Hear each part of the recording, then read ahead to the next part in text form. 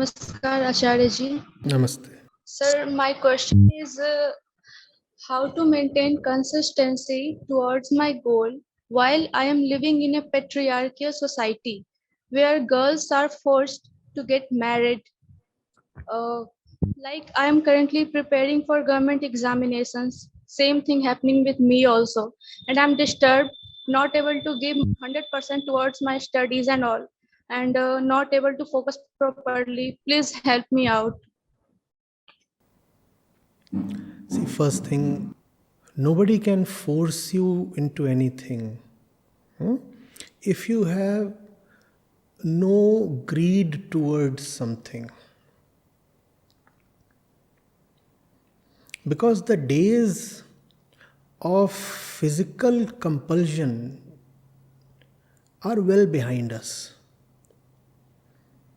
Women are physically a bit weaker. So it used to happen in times when we were not very civilized that men could coerce them using sheer muscle power. Those days are behind us. That does not happen anymore. That cannot happen anymore. You have institutions, you have the law, you have the police, and you have the gun. Right? And the gun does not listen to muscles. So, how is it possible that one human being is able to coerce another human being into something she does not want to do at all? How is it possible? Have I framed the question rightly? Physical compulsion is ruled out. Then, how is one human being, who happens to be a man, is able to browbeat another human being? Something is going on, right? What's going on? I always try to tell my women listeners, you're not being defeated. You are surrendering to something. There is a difference. You cannot be defeated without your consent. And when defeat comes with your consent, do not call it defeat. Honestly, just call it willful surrender. And if you want to be even more blunt, then call it a deal. It's not even surrender, it's a deal.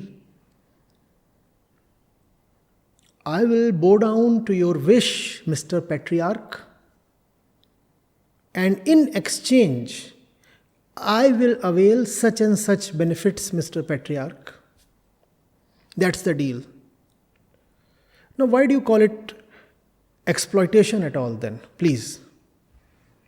If you are cutting a deal, if you are signing an agreement, not on paper, mutual understanding. Why do you say that the woman is being coerced?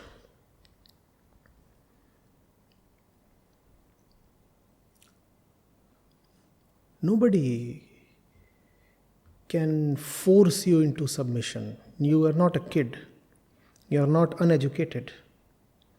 And we are not living in the dark ages. There is something in you that agrees to the demands being made by the patriarchal system. Question that. Do not just keep blaming patriarchy.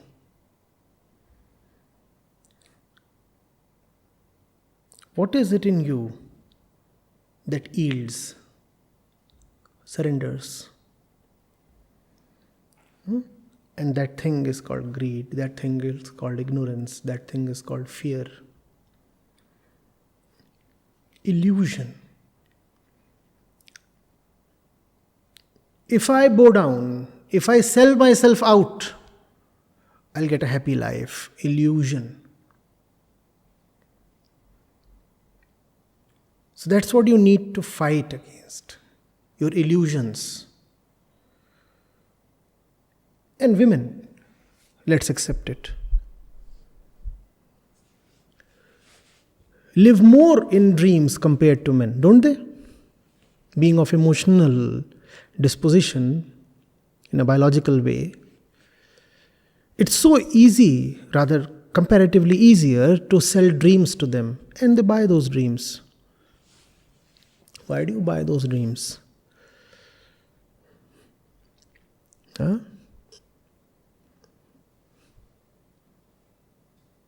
The tall knight with the shining armor on the white horse with wings, he'll come to take me away to the fabled land of infinite promises and immeasurable love. Why do I need to strengthen my muscles? Why do I need to fight it out?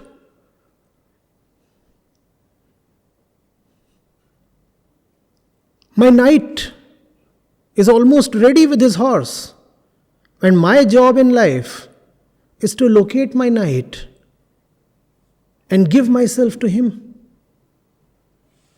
I know I'm generalizing, but just try to see whether there is some fact in what I'm saying.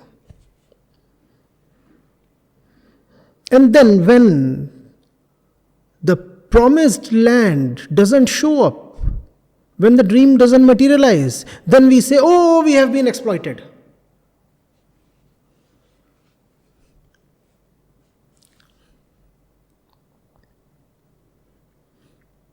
You must be like 18, 20, 22, 24, 26, right? You must be in that age bracket. In that age bracket, you are physically the strongest. This is the period in your life when you are at your physical peak.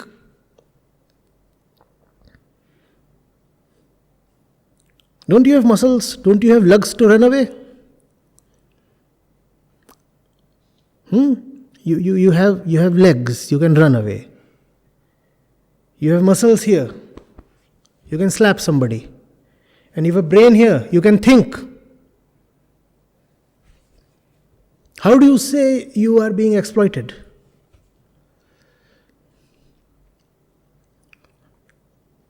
And you are educated, right? So wherever you are, you will manage a living. Won't you be able to earn even 8 or 10,000 for yourself? Please? But then why take the pains to earn money when money can be had for free? I am Mr. John's better half.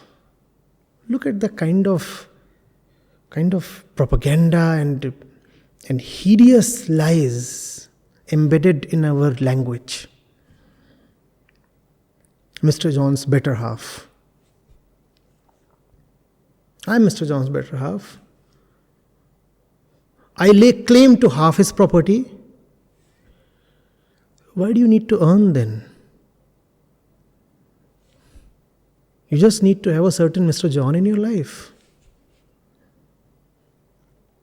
So then somebody can definitely force you into submission by offering you Mr. John. Or by threatening that your prospects of having Mr. John would be reduced if you don't yield. And then you say, oh, right, let me agree to whatever Papa is saying, because Papa is going to have a great role in fetching me my Mr. John. That's what you talked of, government job, right? It's great that you as a woman are preparing for that kind of a competitive examination. But don't you know the ugly facts on the ground?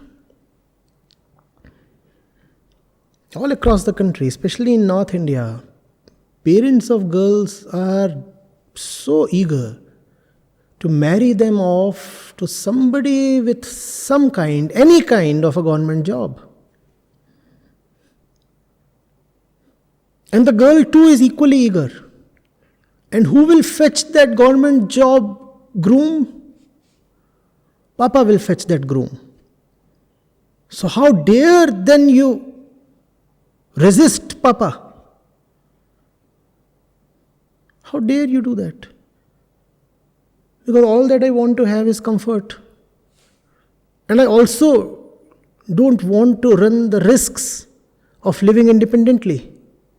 Living independently is bliss, but it comes with a price. I don't want to pay the price. I want to take the easier option.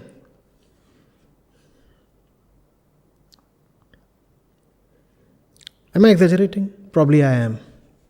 Just for the sake of effect. Yeah. So keep the exaggeration aside and see whether there is some truth in what I am saying.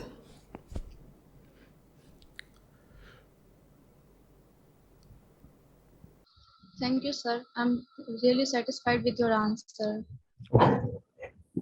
I'm surprised. Thank you.